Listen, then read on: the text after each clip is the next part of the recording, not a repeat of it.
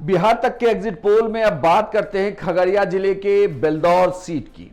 इस सीट पर जेडीयू ने 85 साल के पन्नालाल पटेल पर एक बार फिर से भाग्य आजमाया है। पन्नालाल पटेल पिछला चुनाव जीते थे और इस बार फिर से चुनावी मैदान में हैं।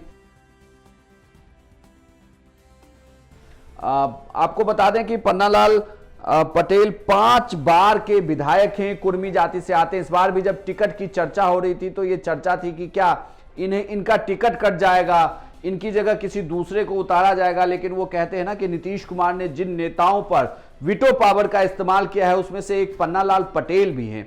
अगर ये चुनाव इस बार जीतते हैं तो 6ठी बार विधायक बन जाएंगे। इनके सामने चुनावी मैदान में मिथिलेश कुमार निषाद जो कांग्रेस पार्टी से आते हैं और गजेंद्र निषाद जो जनसुराज पार्टी के उम्मीदवार हैं। यानी दो निषादों के बीच में एक कुर्मी नेता पन्नालाल पटेल चुनाव लड़ रहे हैं बेलदौर की सीट पर।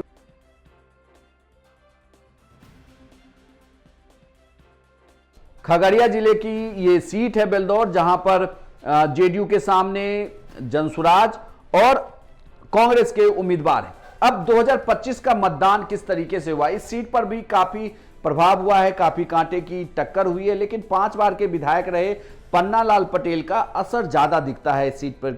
वो लंबे समय से यहां पर विधायक रहे हैं, लगभग आप समझिए कि 30 साल होने को आया है और वो लगातार यहां पर विधायक हैं। और इस बार फिर से जब जेडीयू ने उन्हें टिकट दिया है तो ये कहा जा रहा है कि इस बार का चुनाव में लोगों के बीच जो हवा थी वो ये कि इस बार इनको वोट आप इसलिए भी दें क्योंकि आपको अगर केंद्र में मतलब बिहार में नीतीश कुमार को रखना है और ये इस हवा पर इनके लिए यहां मतदान हुआ है। ये कहा जा रहा है बिहार तक के एग्जिट पोल में कि पन्नालाल पटेल बेलदौर की सीट से चुनाव जीत सकते हैं, जबकि कांग्रेस के मिथिलेश निषाद और गजेंद्र निषाद यहां चुनाव हार रहे हैं। दो निषादों की लड़ाई से पन्नालाल पटेल को फायदा हो रहा है, यानी कि कांग्रेस और जनसुराज की लड़ाई में यहां तीसरे पक्ष जेडीयू को फायदा हो गया। हालांकि पिछला चुनाव ये लगभग 5000 मतों से जीते थे, इस बार भी जीत हार का अंतर लगभग इतने ही मतों का होगा। लेकिन खगड़िया की बेलदौर सीट जो है